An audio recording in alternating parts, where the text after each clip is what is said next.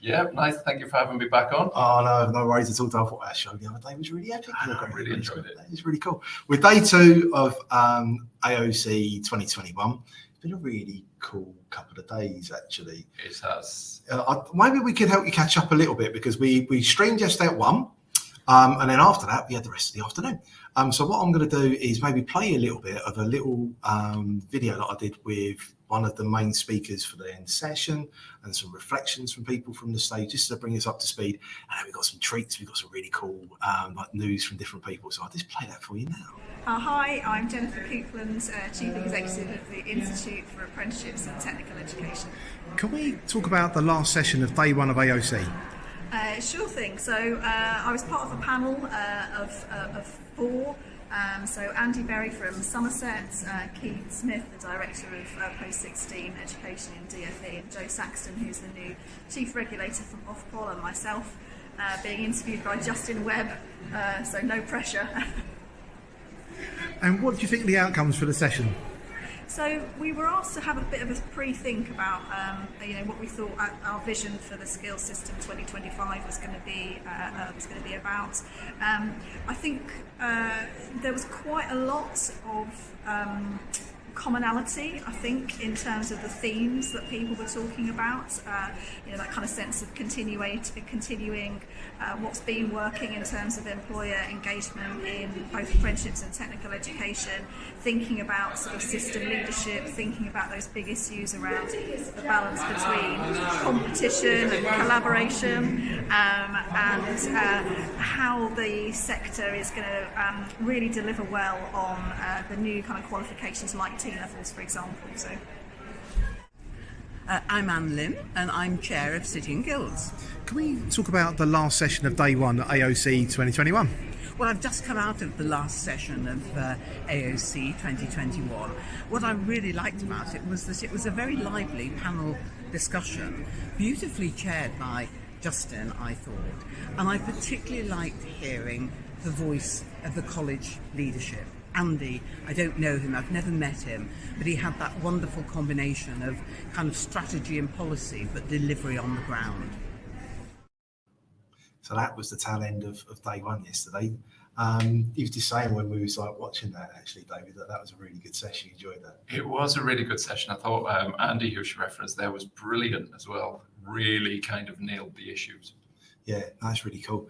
For me, the one I really wanted to see, and I was a bit nervous who's going to get it or not, was Nadeem. And I think it just sends out a real statement of intent that he's recently enrolled, crushed it on his other role, to be honest. If vaccines minister, what's your job? Get as many vaccines as you can and shove in as many arms as you can. Totally crushed that one.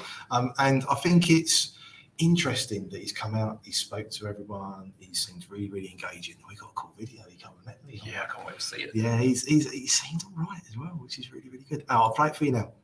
And this is Gavin from FE News, and I have the great privilege to be joined by Nadeem, Education Secretary. How are you? I am well.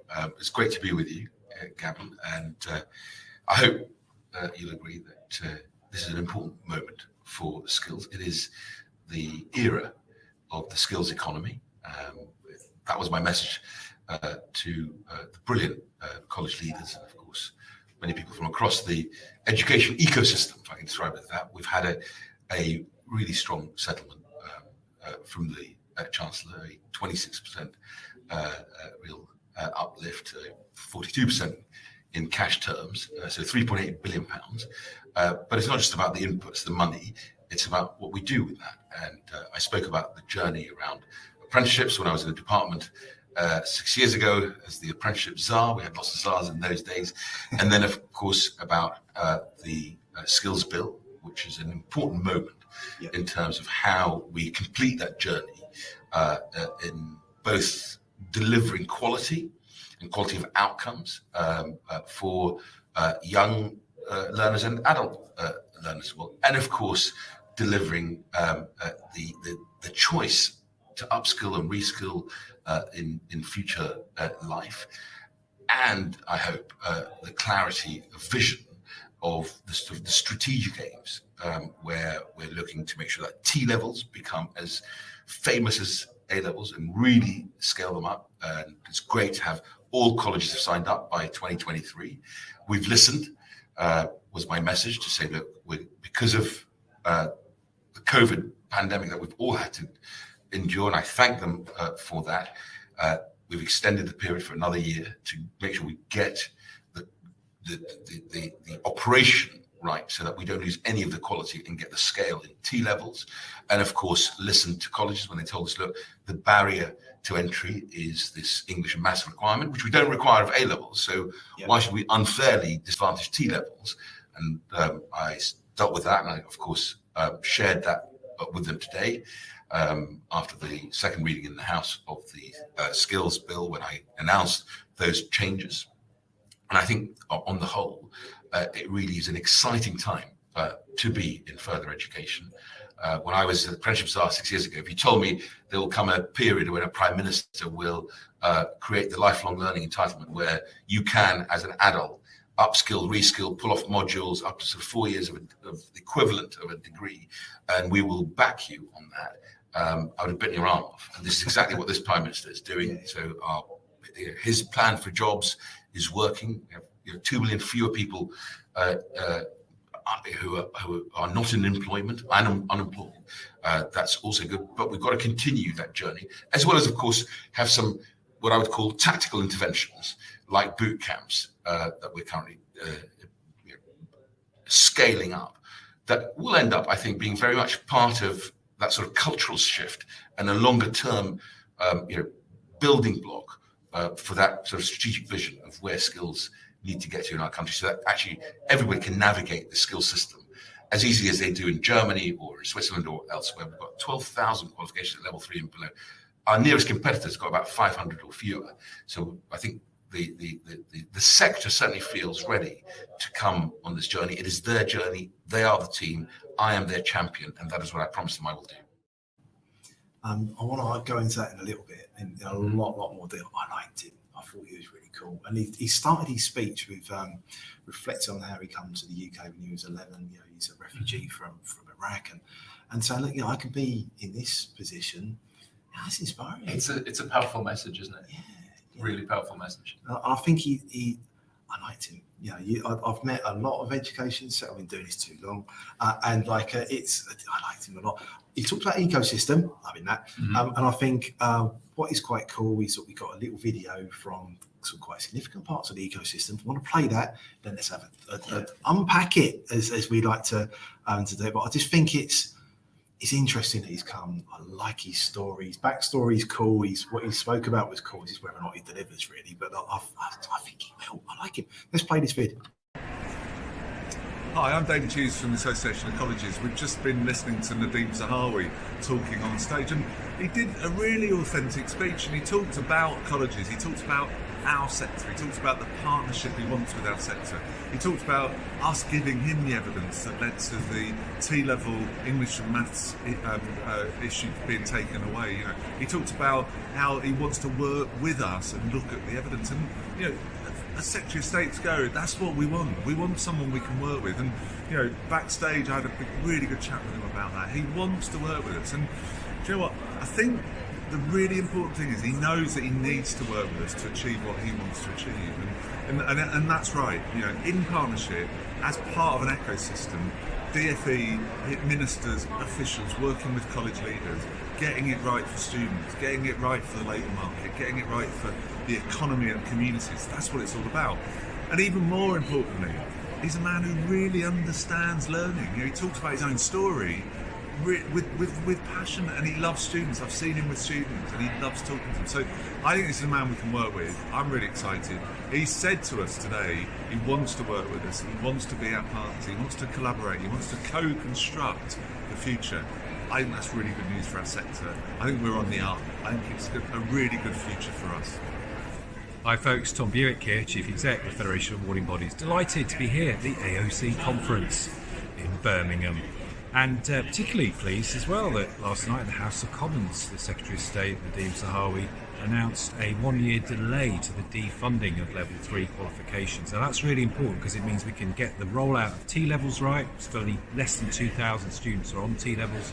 It means they won't be now fully implemented until 2025, but it also gives my members, the Federation of Awarding Bodies, awarding organisations, the chance to ensure that their vocational technical qualifications, the ones that are good at progression and outcomes like BTECs and Cambridge Technicals, that there's a place for them potentially as well in this new landscape.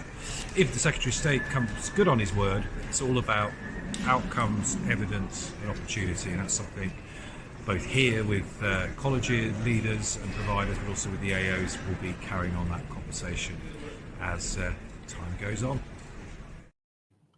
This was, we're live now, but this is on the fly. And Jane, I'm sorry, I kept seeing it. This kept waving. I know he's with people.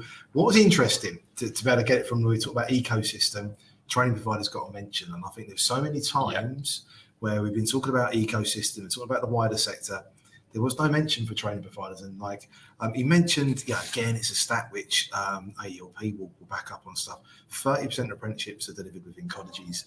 Where's the rest being delivered? And it's obviously part of the wider ecosystem. And I think that's cool. He's thinking that way. Do you know what I mean? He is. It's that kind of that joined up approach. I think the key takeaway for me is that kind of that collaboration. He wants to collaborate. That's how it comes across anyway. It's that, he's looking at the evidence. He's looking at the impact. He wants everybody to be involved and move it forward.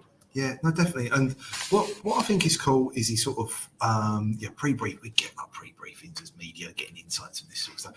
He's talking about a new age of skills and a new spirit of optimism. I feel optimistic. Do you know what I mean? I think we can actually, as Dave said, we can work with this guy. I think he seems all right. Yeah, absolutely. And I think that generally in the room there was that air of optimism. Like you said, he's here. Yeah. He's front and center. He's talking. He's listening. Hopefully. But yeah, absolutely. I think it's great to have him in person. Yeah, I think it's really, really cool to have him in person. I think it's also some of the stuff he's talking about as well made total sense, which is quite cool because sometimes I've been like, I don't get that. Over the years, I've met a few, and he's talked about having a double-edged sword on the strategy, really. So he's looking at data, and he's looking at being all very agile. He didn't use the word agile, but that's what he's doing. He's like looking at different ways that you can sort of build things. Delivering on what's the immediate needs for now, but having a long-term strategic plan. Yeah, love that. I mean, how often do we have that? Exactly, and how you link the two, and how you join it all. So I think that's the key part as well. What can we learn from the short term, which will influence the longer term? Yeah, 100%. And I think he also recognised the economic impact of skills, and skills economy. Exactly. And with ONS figures come out, I don't know what day it is even this week. And that's again highlighting skills gaps. What it's like sort of going to be like sort of driving us forward is going to be the skills economy and how we get there. Yeah. And he referenced the regional pilots that they want to learn from. He referenced the kind of the artificial intelligence. He referenced and Dan in Cornwall as well. Very cool. Yeah. And I think both together, I think is really interesting. And when we're sort of going that next stage, because this is the now stuff. Yeah. That next stage of when you're sort of to blend that together, interdisciplinary. Do you know what I mean? I think around how you can be looking at AI, machine learning, augmented reality, along with green skills and green tech. Cool. Hopefully, it's not just talk about this. I'm really hopeful now. I think it could be really cool. Yeah, exactly. That's the thing that we've got to hold him now to account. We've got to hold him to it's been this positive start. So actually, let's build. Let's keep him to account. Yeah, I agree.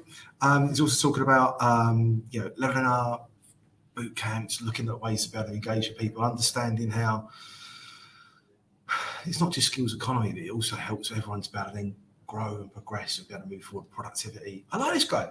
It made loads and loads of sense. I know they have advisors. I know it's all this sort of other stuff going on. It was apprenticeship czar, which has got the coolest name in it. I don't know what name, but he's got background. He's got understanding. He does as well, and I like the fact he referenced adult learners as well. Yeah, we know young learners are so important, but adult learners are too. It's their journey. We need the skills system to be able to support adult learners. Yeah, definitely, and it's not easy to scale back on stuff as well, and to listen and adjust. Mm-hmm. That takes courage. That's brave. Yeah. Do you know what I mean?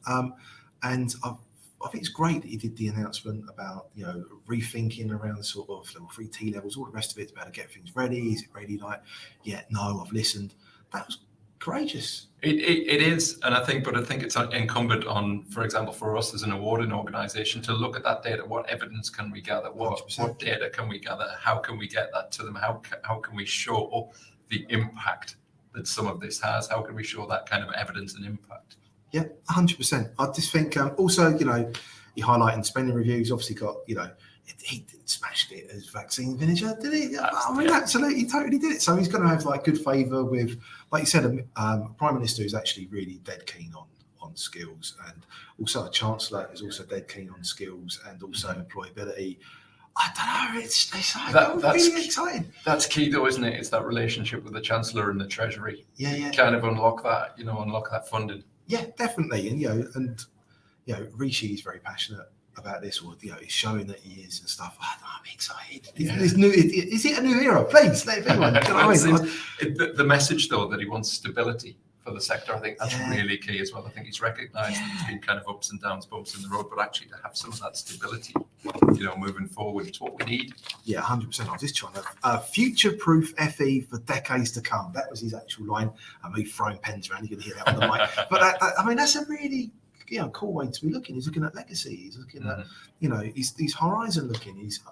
I don't know, I'm excited. I don't often sort of get like, I've heard a speech from an education sector. I'm like, about that place. I think it's good. Yeah, I love the line as well. I think just looking here, kind of rather than just to say the fuel, it's the green fuel to turbocharge the skills economy. So referencing that green element in there as well. Yeah, no, definitely. I really liked him.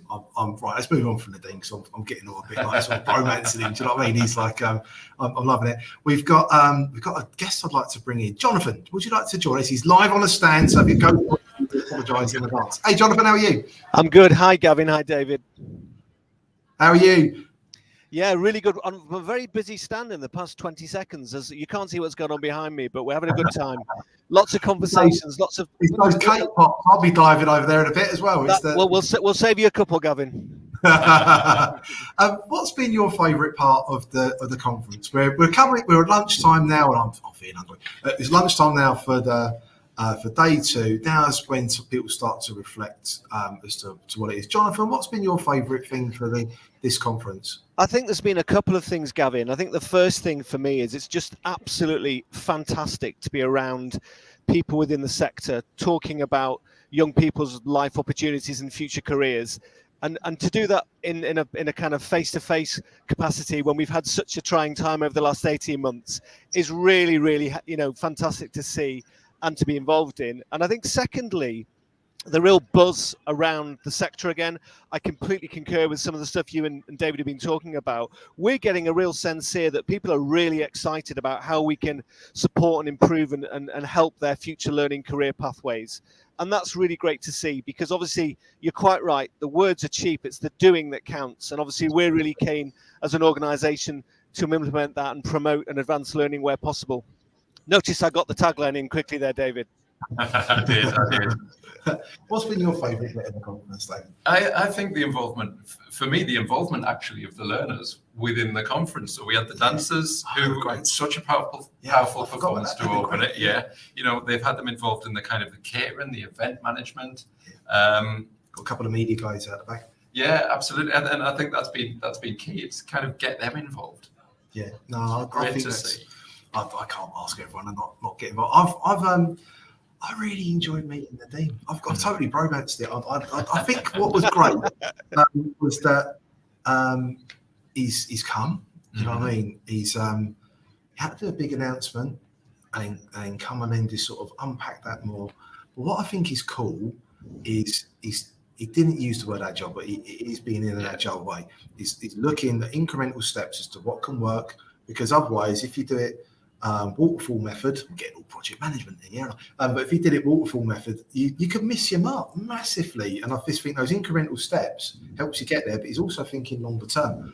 I just feel really chuffed about that, you know. Yeah, I think so, and I think the other things for me, which have been kind of key takeaways from the conference, as well as the focus that's been on the kind of the mental health element, the sustainability element, which have been two really key themes which have really resonated through the couple of days. Yeah, no, definitely. There's one thing I'll always really enjoy about AoC, and I think I'm just going to play a little video to show you what I mean. I got a little bit excited at the front of this video. I was seeing in reflection, but let me play this. That's how much I love this bit. One of the coolest things at the AoC conference is the merchandise. What is the coolest merch of AoC 2021? Let the competition commence. We've got the tribal owls, Cake pops and mugs. We have an oasis of calm. Firing in a cognitive brain. A personal favourite is the one-file claw machine. ITS have got balls. I couldn't help that last line. Sorry about that. What's been your favourite merch? Oh, well, I've got to say the NCFE cake pops. I think they've kept me going. But I also like the Aptem pigs, the kind of the squidgy pigs, the stress pigs. I quite like. Yeah, I like them. Okay, Jonathan, what's been your favourite bit of merch? I have to say, Gavin, your comments about the one-file claw grabber. If you think about you're trying to attract people to come and talk to you, what a fantastic way of getting them to stay and then be really competitive to try and win something. I thought that was genius, and I think something, David, we might look at for the future. Definitely something we can learn there. Yeah, and I want to say thank you, team. One file, met one of the guys on the train station, and I've come here on my own. They took me out on the first time, made me feel very, very welcome. Thank you, one file. I personally, I think it's everyone comes for policy and wants to better hear the big announcements. The second thing people ever say, I don't know about you, is what merch they got. I just wanted to throw that in. It isn't being irrelevant to the it is a big part of the thing. It is exactly what we were saying. The suitcases are always heavier on the way back than they are on the. No, going home with a bag of goodies for your friends and family is what it's about sometimes, isn't it? Yeah, no, definitely.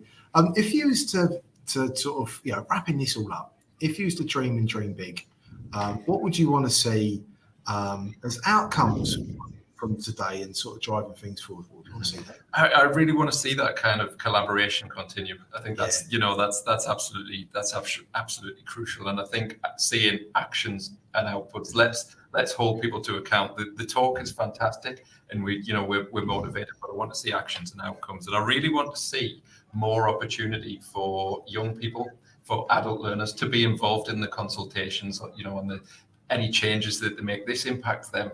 They've got to have a voice. So that's my think big. Yeah, no, that's cool, because it's really good that you highlighted about there was an opening. Well, I said it yesterday. There was an opening sort of performance, and it was a dance performance, and we've all seen those, and they've been like, yeah, that's great. This was actually really moving. It was, and it was really, really cool. It really choreographed well, and it really set the scene. We said COP26 is all around looking at the future, which we're going to hopefully be around long enough to see. But it's we're passing it on. Passing it on, yeah. And I think you got a really, really cool point there around having more and more learners involved. That's a cool thing about this. Jonathan, what would you, if you could dream big, what would you want to see? I think going back to David's point, what we're trying to achieve here is to try and provide that community collaborative approach where we've got 2 ears and 1 mouth, and we use them in that order, and we ensure that we get the outcomes that really matter to people rather than just tick a box and go through the motions. We actually provide real impact, real energy and passion and enthusiasm around the outcomes that those learners can achieve. And I think we can get together and do that across the sector. That's kind of what the big dream should be. I know it is, but we need to keep saying it, believing it, living and breathing it to make it happen. Yeah, no, definitely.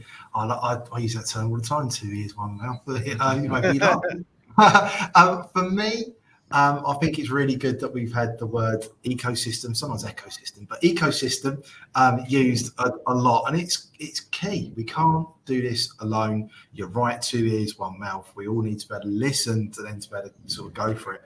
I think it's really, really interesting that I'm going to go back to the deep. I love the deep. Like it's interesting. He talks about awarding. He talks about college. He talks about employer. He mentioned the word training provider. I mean, how often do you do that? It's the ecosystem. We've got to be able to do this all together. Plus, also all the different separate parts around sort of employability to then progression into HE. It's so much more. And I'm just holding on to that. Please, let us be real. Let us be real that we're going to look at data. We're going to be intelligent about this. We're going to move forward. One reflection is that we've all had to sort of work in a digital way. I mean, we're a digital first organisation, and it's hybrid. We ain't been hybrid here, and I just think we are the hybrid of here.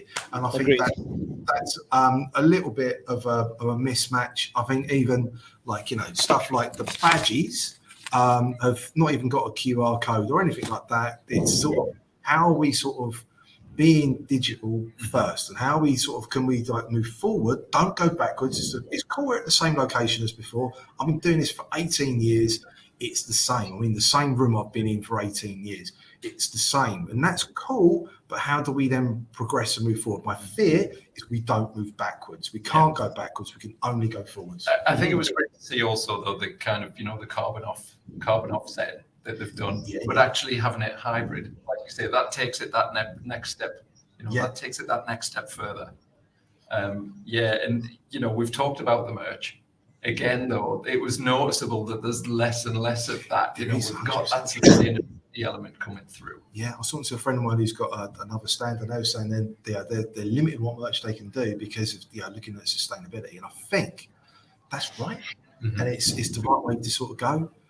But I just think it's my only fear is we've got to go forward. The past is gone. We must draw a line underneath it, and that was all cool. We can't throw it up, screw it up, throw it away. We've got to be able to do blended, and I just think, we're asking everyone else to do it. We've asked everyone in the country to do it. Why aren't we doing it? And I just think, we cannot go backwards. That's my one and only fear for this. We've all got to learn. We're all learners. Yeah. And totally, every day, and I just think it's interesting. Jonathan, final reflections. What do you think about AoC driving forward, looking back? What's been your reflection? I think this is about the fourth or fifth event I've been to, and every time I come, I'm always get that sense of excitement about the sector. But as you say, we need to keep driving the change, implement the right type of change, and move forward together as a community of learners, if you like, as David has said. That's the only way we're going to be successful. And my reflection is that there's so many good people in these rooms. We've got the right minds, the right people, the right impact now, hopefully, for our learners. And that's what this is about. Yeah, 100%. Only as a collective can we actually drive this forward, for definite. David, what's your final reflections on the AoC Conference 2021? I think it's been a good couple of days. It's been great to start having the conversations again, making the connections again, getting that kind of forward momentum going. As Jonathan said, that we've got to keep driving it forward. And I think this has been a really good conference for that. Getting people around the table again, but let's keep that going. Yeah, and I think there's been lots of there's been main announcements on stage. There's been loads of fringe stuff happening. Like just the research yesterday, stuff around the T level, there's stuff around loads of different other organisations doing new launches on stuff. And I think that's cool. And I think it's just like, how can we bring everyone together? Collective is the only way we can do this. Yeah, absolutely. Our time is but done. My reflection would be, I just feel hope. I feel hope. We've had a time when it's been hard. It's been hard. It's been hard for mental health. It's been hard for working in new different ways. It's been hard to be able to engage and not let learners down, and not let employers down. I don't know. The dean today, I just fell up. I just a couple of times on these yes! And stuff. You can't really do that in these sorts of venues. It's a bit faux pas, that. Do you know what I mean? But I felt like that, and I like feeling like that. And I think it's important. These are changing people's lives. We need to feel like that as a sector. Yeah. We need to feel like that. The work that we're doing is valued. We need to feel like that. Yeah, no, definitely. And I think that will be a really good place to finish this one up. A bit more, come on. Because we can. Come on. Yeah. Everyone, thank you for joining us today. For those that join us on Catch Up, I know most people join on Catch Up. I hope this gave you a little bit of an insight what it's like at AoC 2021. I've had real privilege of coming. It's been great, yeah. Some people, haven't had a chance to go. I've sometimes take it for granted. I could just go to these things, and I've been to a lot of these, and hopefully gave you a little bit of an insight, because the merch is a big thing. Backstage, how does it all happen? All of the people coming together. I mean, that conference hall was packed, and it's quite something to see. Also, a bit like, I'm not used to sitting near like 1,000 people. Do you know what I mean? I was trying to spray Dettol at one point. Do you know what I mean? And it's just like, I just think hopefully you can get an insight of what it's been like to be here, some of the major outcomes that have come. It's totally collaborated, co-produced. I want to be able to say thank you to Lindsay, to Danielle, you've done great. And I'd also like to say thank you, Jonathan, my co-host David. Again, it's been really cool. Team FE News, thank you, Kelly, thank you, Leah, thank you, Finley. And we'll see you all again really, really soon. And here comes our outro video, and I love it. I think hopefully you like it too.